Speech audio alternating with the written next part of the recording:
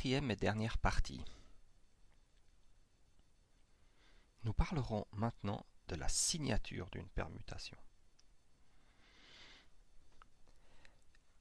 L'idée est la suivante. Nous savons qu'une permutation peut toujours s'écrire comme un produit de cycles disjoints. Et nous allons décomposer ces cycles en produits de transposition. Nous allons ensuite construire un homomorphisme de groupe qui associe à chaque permutation le nombre plus ou moins 1 selon le nombre de transpositions qu'il faut pour écrire cette permutation. Et on attribuera la valeur -1 à une seule transposition. Donc démontrons d'abord cette proposition qu'une permutation peut s'écrire comme produit de transposition.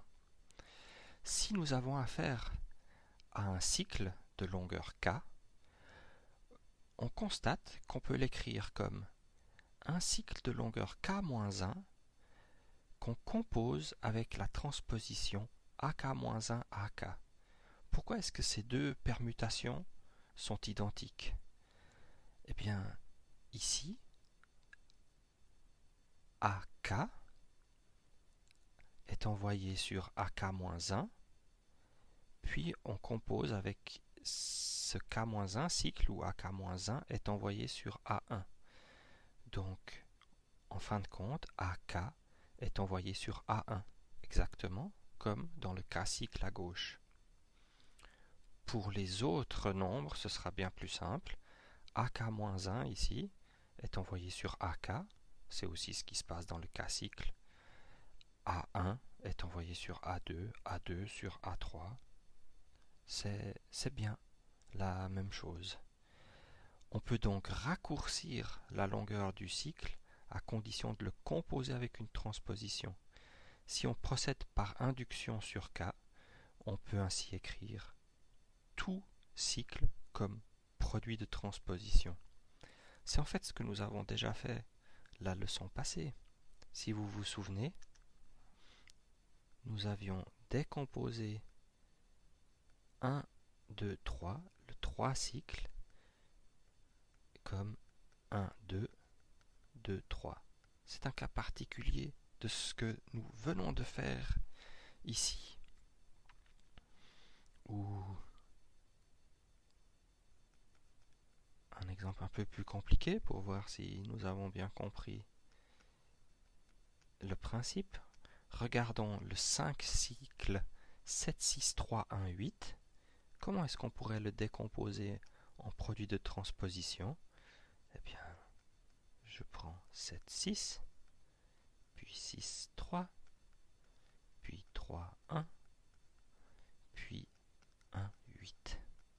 Et ainsi, j'ai décomposé ces 5 cycles en produits de 4 transpositions, qui sont loin d'être disjointes.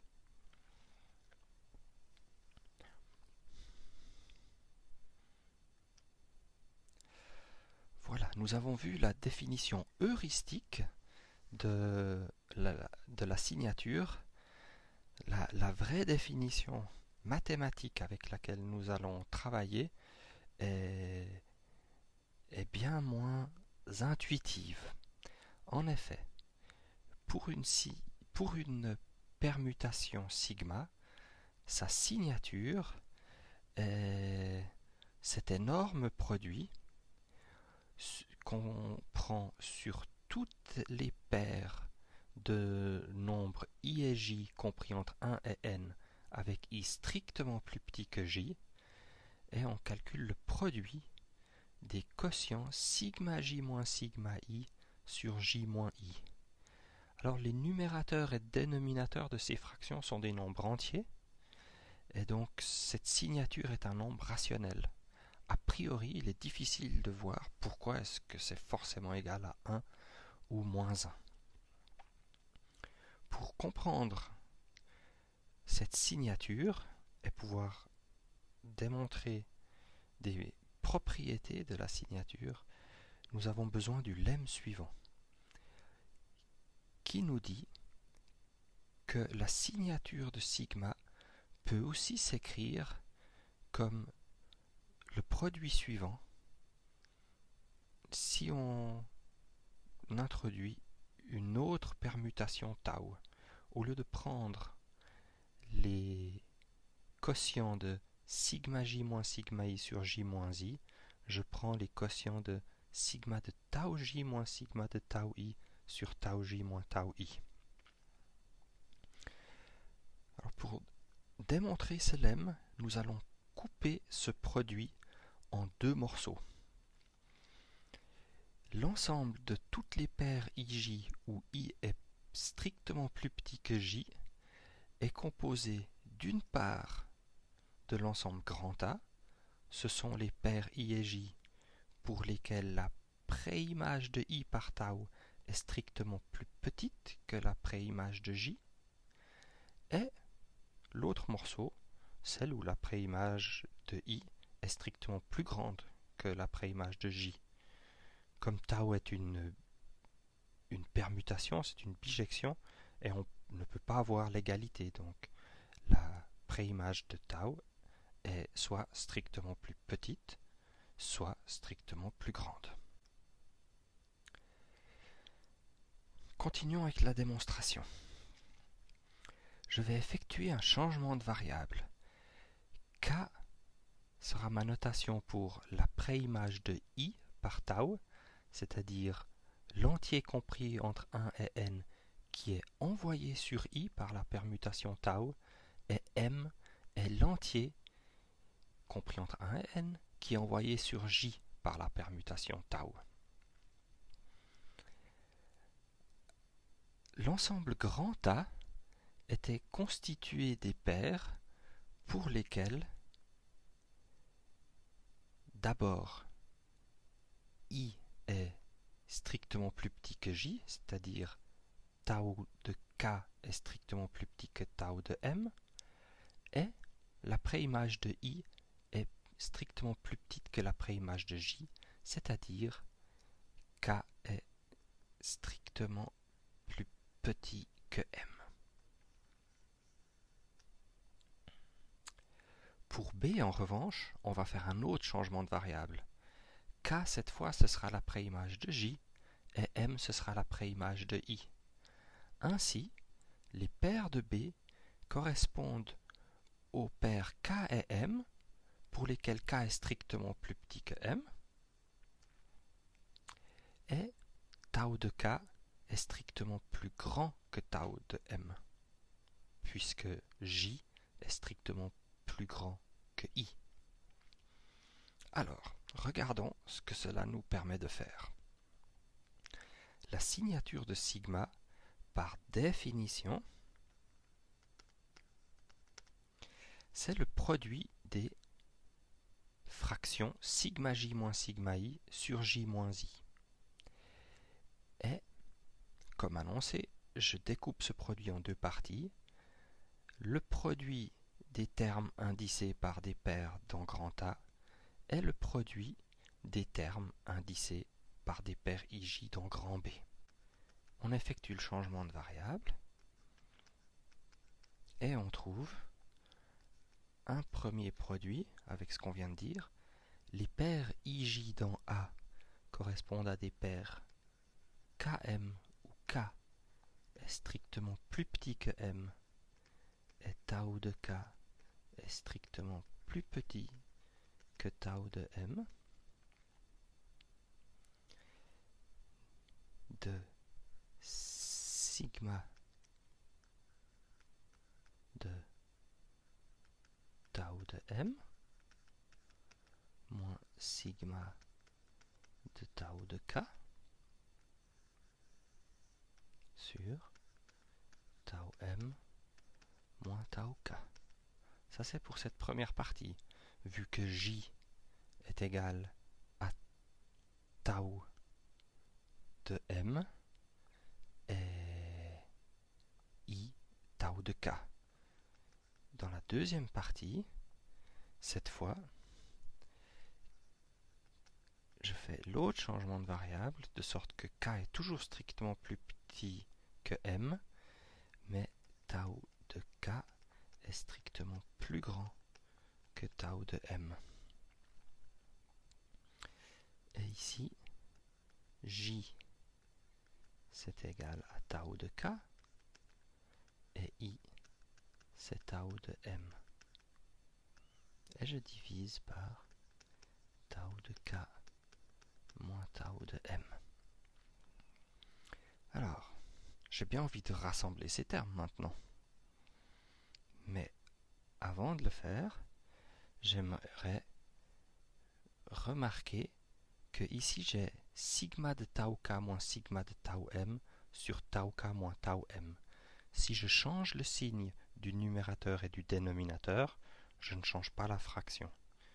J'ai donc un produit sur tous les K plus petits que M lorsque tau de K est strictement plus petit que tau M de toute cette expression.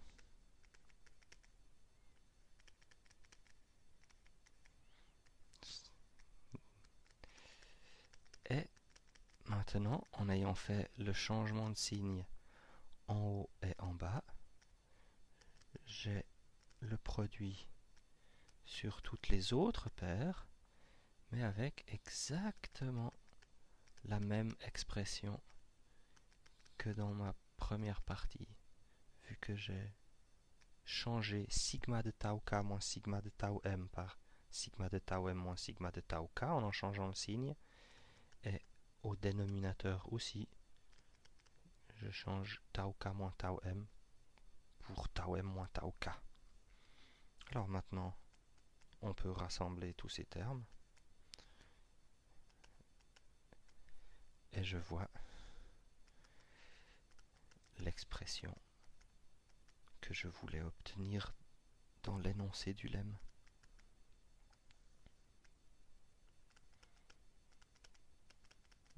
Alors, ça termine la démonstration. Ça ne nous explique pas encore ce qu'on veut en faire.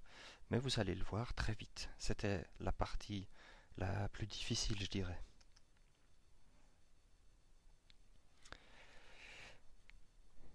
La formule de la signature, nous l'avons vu, donne toujours un nombre rationnel, non nul.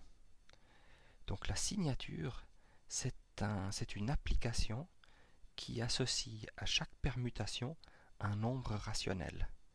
Nous allons montrer que la signature est un homomorphisme, c'est-à-dire que la signature de la composition de deux permutations sigma et tau, c'est le produit des signatures. Alors maintenant, vous comprenez pourquoi le lemme était utile. La signature de sigma fois la signature de tau, si je recopie simplement la définition, et que j'utilise le lemme précédent, j'obtiens pour la signature de sigma ce produit des sigma tau j moins sigma tau i sur tau j moins tau i, et pour la signature de tau, le produit des tau j moins tau i sur j moins i, ça c'est la définition, sans changement. Maintenant, terme à terme, je constate que ces fractions se simplifient. Et qu'est-ce qu'il me reste à la fin? Le produit des sigma tau de j moins sigma tau de i divisé par j moins i sur toutes les paires i et j compris entre 1 et n où i est strictement plus petit que j. Mais ça, par définition, c'est la signature de sigma tau. Et ça termine la démonstration. Donc ce lemme nous a servi à montrer que la signature est un homomorphisme. Nous ne savons pas encore quelles sont les valeurs, quels sont ces nombres rationnels que la signature peut prendre, mais c'est un homomorphisme. Avant de continuer, nous devons comprendre quelle est la signature d'une transposition. Et évidemment, si vous vous souvenez de ce que j'ai dit au début de cette quatrième partie, on veut voir que c'est moins 1. Alors, fixons deux nombres a et b, compris entre 1 et n, et disons que a est strictement plus petit que B. Et puis, on veut calculer la signature de la transposition AB.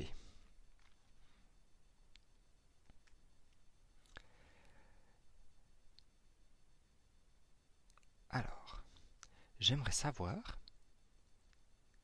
si c'est un nombre positif ou négatif.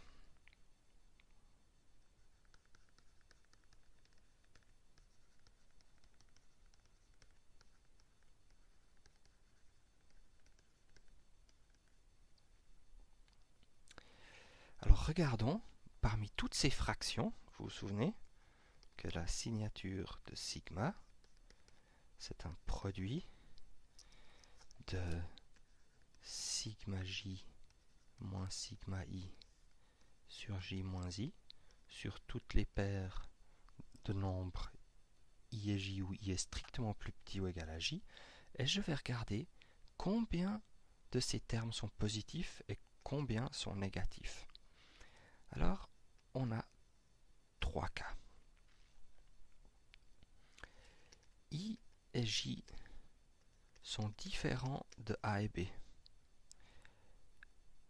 Alors, sigma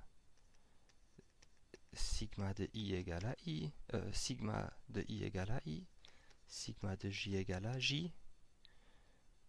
Ces termes sont égaux à 1. Ils sont positifs. Deuxième situation, i égale à a.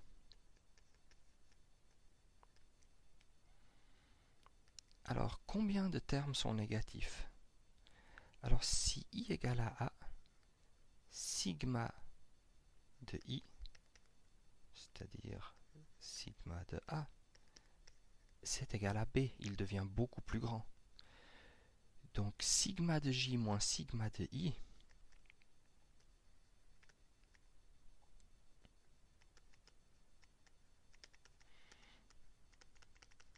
est négatif pour les valeurs de j suivantes. J peut être, s'il est égal à a plus 1, il est fixé, et donc il sera plus petit que b, pour a plus 2 aussi, et ainsi de suite, jusqu'à b, qui est envoyé sur a, mais ensuite tous les autres seront positifs. Si j est égal à b, alors sigma de j, c'est sigma de b, il vaut a, et l'expression sigma de j moins sigma de i, qui vaut a moins sigma de i, elle change de signe, elle est négative pour i est égal à a plus 1, etc. jusqu'à b moins 1. Pour ces valeurs de i, sigma de i sera plus grand que a, et donc l'expression change de signe. En tout, combien d'expressions dans ce produit de nombres rationnels a un signe négatif? Bien, il y en a exactement 2 fois b moins a. Ici, pour cette liste de b moins a nombres qui donne ces valeurs de j lorsque i égale à a, et ces b moins a nombres qui sont des valeurs de i lorsque j égale à b. Mais il faut que je fasse attention. I égale à a et j égale à b, je l'ai compté 2 fois, donc il faut que je l'enlève une fois. C'est un nombre impair. Donc on a un nombre impair de changement de signe, et donc la signature de AB est un nombre négatif. Alors souvenons-nous de ça dans la suite.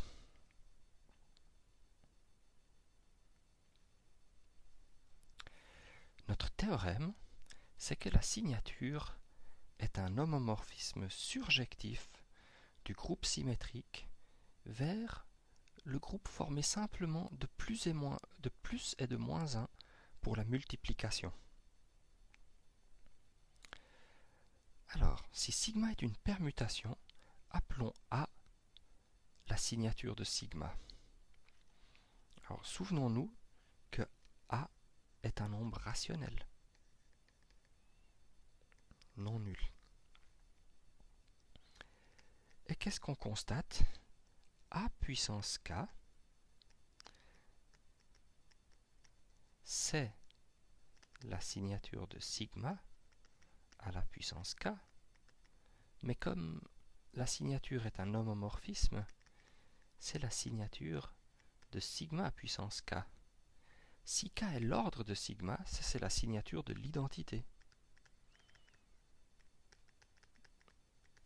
Mais l'identité, sa signature vaut 1. C'est le produit des j-i sur j-i. C'est un produit très grand, mais de 1 fois 1 fois 1 fois 1, qui vaut 1. Ainsi, A est un nombre rationnel non nul dont la puissance km vaut 1. Il n'y a pas beaucoup de nombres rationnels qui sont des racines de 1. Il n'y a que 1 ou moins 1. Donc en particulier, comme nous avons vu que une transposition à une signature négative, la signature d'une transposition vaut toujours moins 1.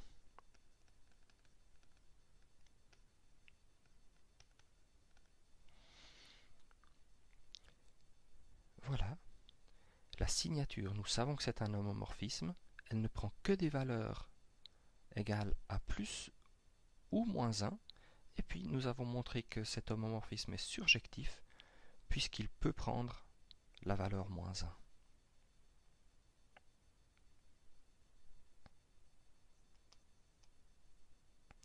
Ça conclut la démonstration du théorème et nous terminerons avec quelques exemples.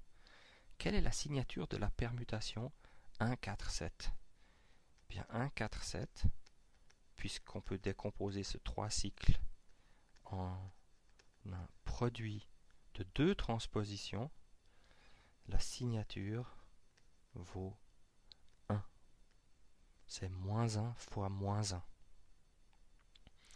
Quelle est la signature de la permutation 1, 6, 2, 7, 4, 5, 9 ?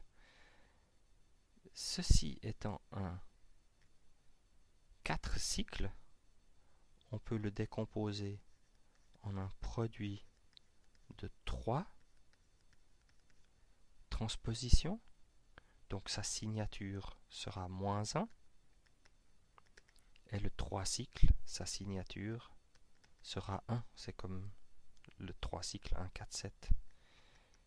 Donc la signature de cette permutation-là vaut moins 1. Et puis un 8 cycles, ou un n cycle en général, est-ce qu'on peut connaître sa signature? Alors, un 8 cycles, on peut le décomposer comme un produit de combien de permutations? Eh bien, de 7 permutations. C'était la première démonstration dans cette dernière partie. Donc, la signature de ce 8 cycles, c'est moins 1 à la puissance 7, c'est-à-dire moins 1. Donc, on en conclut plus en général que la signature d'un n cycle, elle vaut moins 1 à la puissance n-1. Un cycle de longueur paire a une signature égale à moins 1 et un cycle de longueur impaire a une signature égale à 1. Et ceci termine notre première leçon d'algèbre linéaire.